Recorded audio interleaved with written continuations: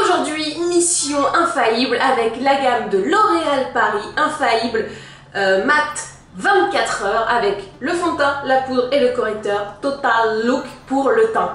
Alors c'est un peu marrant parce que j'ai l'impression que cette gamme me poursuit, j'arrête pas d'en parler avec des gens et je ne l'ai toujours pas testé. J'en ai parlé avec Hélène de mon blog de filles qui m'a dit non mais le fond de teint il est hyper bien, il est génial, tu vas voir. Je ne l'ai toujours pas testé.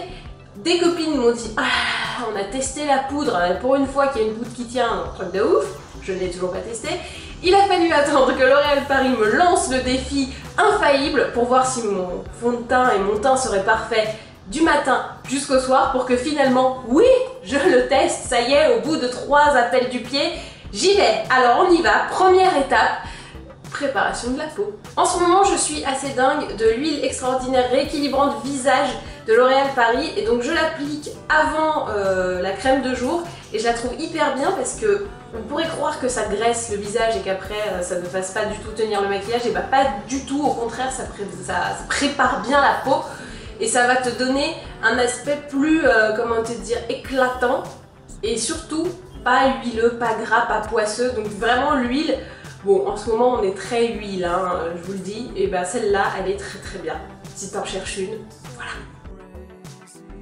Une fois mon huile posée, je passe à la base, ça s'appelle Infaillible Primer.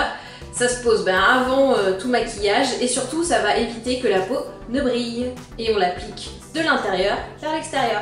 Deuxième étape, le correcteur. Alors moi j'ai pris la couleur 4 beige doré parce que j'ai de la cerne un petit peu foncée, donc beige doré, ça va avec mon teint.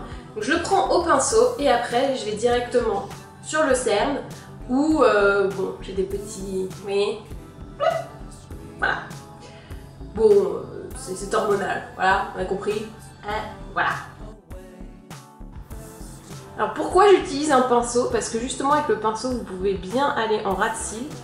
Et que moi, tu le vois, j'ai la paupière un peu rougeacée. Et du coup il faut bien que je puisse monter haut. Sinon ça fait pas grand chose.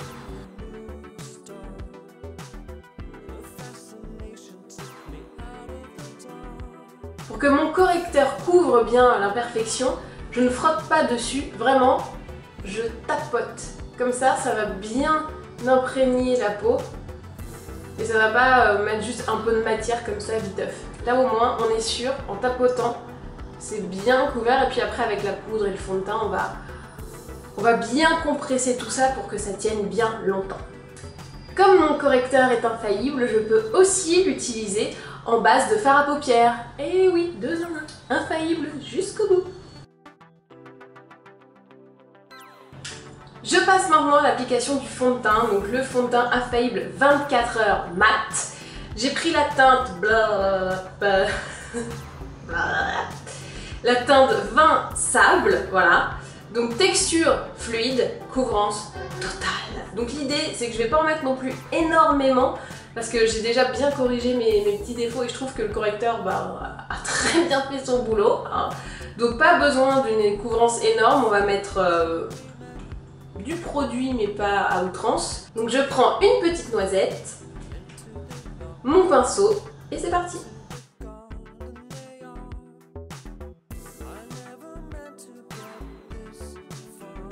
Bon, je pense qu'on peut dire que c'est une réussite. Le fond de teint s'applique hyper bien, ça glisse sur la peau et puis couvrance géniale, sauf que t'as l'impression que j'ai rien mis du tout.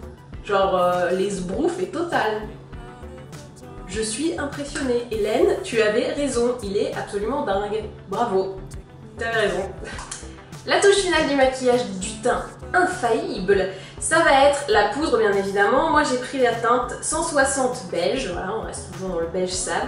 Alors là tu peux te dire, oh non vu qu'il n'y a que de la poudre, puis il n'y a pas de miroir et tout. Tada!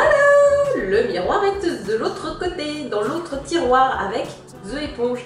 Donc si tu veux vraiment que ton maquillage du teint en tout cas tienne des heures, des journées entières, l'éponge c'est la meilleure solution. Donc tu prends comme ça, et surtout tu ne frottes pas, inconsciente que tu es. Tu prends et tu tapotes. Voilà. Bon après tu dégrades, hein, parce que si t'as un gros pâté comme ça c'est pas beau, évidemment.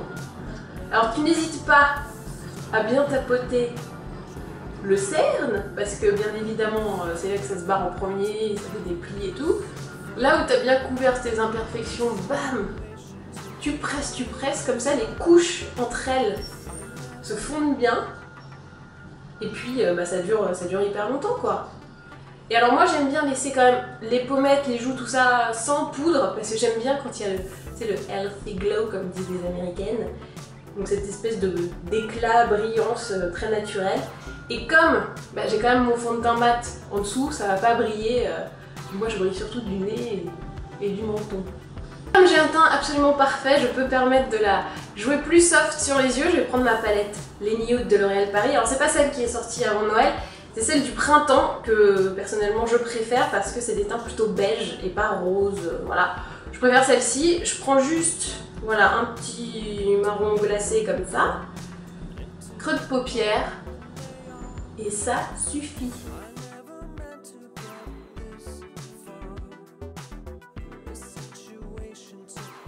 J'ajoute un petit blush corail pour rehausser mon teint parce qu'il était parfait mais blanc.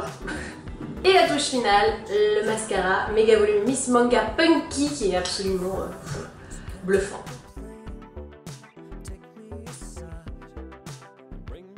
Et voici donc mon look infaillible final. Alors l'idée c'est de maintenant aller vivre sa vie, aller travailler, aller regarder des films au cinéma, voilà, faire plein de choses absolument fabuleuses. Je vous invite à suivre ma journée infaillible ou pas, hein, on verra sur Instagram, mon compte c'est Magali Bertin.